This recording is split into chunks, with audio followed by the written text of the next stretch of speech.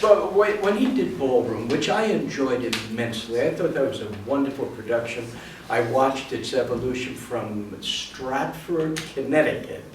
Yes, it was Stratford, into New York. Why did that fail? What was wrong with that in that era? Well, one of the things I suggest in the book, and I think it's the fundamental reason it failed, was the collaboration. The collaboration among the book writer, the composer, and the lyricist, and Michael never gelled. That's one of the reasons. The Ballroom was based on a television movie, Queen of the Stardust Ballroom. Right. About Jerry Cass, who wrote the book of the musical, his mother, who lost her husband, Jerry's father, at a relatively early age, late middle age, of a heart attack. And it's about her trying to break out of her Brooklyn lower middle class background and find another husband by going to a ballroom, being a romance. And she does find a gentleman. Vincent Gardenia played it on. Yep. Charles Durning played it in the movie. And they meet, they get together, and the movie is quite sad because Durning, after she really gives in to him and they fall in love, he dies. In the show, they go off with Durning, who is actually married. He and she, the two of them just sort of agree that they'll keep an affair going. But the show never worked because Michael and the book writer, composer, lyricist, as the show was developed and went on, became more and more upset with each other. They didn't respect each other. Marilyn Bergman, who was a great Academy Award-winning lyricist, started out being a mother figure to Michael and ended up despising him, thought he was a tyrant. Michael just did not respect anybody who was working on the show because they did not do what he wanted to do. Jerry Cass was writing the book. It was his story, and he was upset because Michael wanted more humor in the piece, and Jerry said, no, I don't want any humor, so Michael brought in Mike Nichols to write some stuff. I mean, it just got worse and worse and worse. And one of the key things, I think, again, Barry, I don't know if you agree, if you don't have a successful collaboration among the writers, and that disintegrates, especially with the director, it's just not going to work. We pride ourselves on keeping the creative team together. If you can't help them march to the same goal, you can't produce a good Broadway show. And we've gone through, and I'm certainly not going to name names, but we've gone through 3 groups of creatives.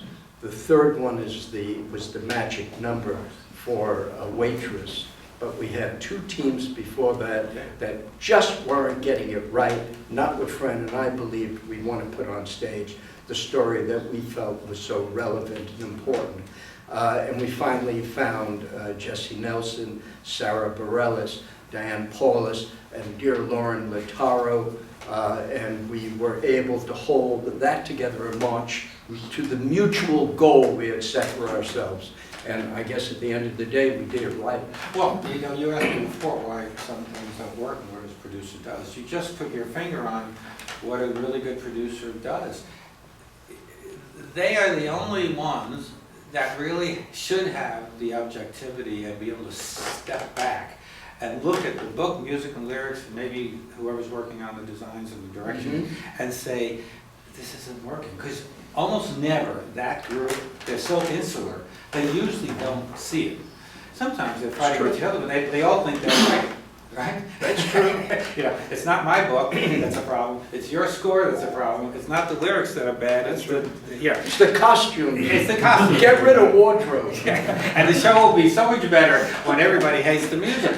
So, but who can do that? So one of those creative people can't do it because they all are looking to their own ego. And by going through what you just described, only the producer can do that. It's true. And only the producer, people who come from the movie business, and I represented a lot of people who made a lot of money in the music business, and then they came to, in the movie business rather, and studios too, and then they came to Broadway. Right? And what they could not understand, that in the theater business, the artists own their work, own their copyright, right? They own everything. You can't, neither Barry nor I or Frank, we can't do anything to force an artist in the theater to change something if they don't want to. Now, you can get rid of them, but Which happens. which happens, but it's not. In the film business, the film company owns everything. So you write a screenplay and for Universal, and they have that screenplay, and they say, you know, we don't like the last 10 scenes, and you say, well, I'm not changing it. They say, well, thank you very much, go back to New York, and they'll hire somebody else, because they own the screenplay. Arthur Miller always said, I had very good fortune near the end of his life, last 15 years of life, to represent him, and he always told me that when he wrote his first screenplay for Hollywood, everyone told him what I'm saying now. And he wrote it, he got a lot of money, and he said, what I did is I drove all the way to the borderline of California, threw my script over the border and said, do whatever you want with it. I mean, it was obviously, you know, he was being hyperbolic, but his point was, I don't care. I know you're going to do anything you want with it anyway. I can't stop you. So the only ultimate threat a producer can do is to say, I'm not going to produce your show. Yeah. Right? Yeah. Or I'll close it in previews. And no artist wants that. Right? I mean, but you can't say to an artist in the theater, you have to change that song. Ultimately, they've got to do it, Mm-hmm. with certain minor exceptions. Mm-hmm.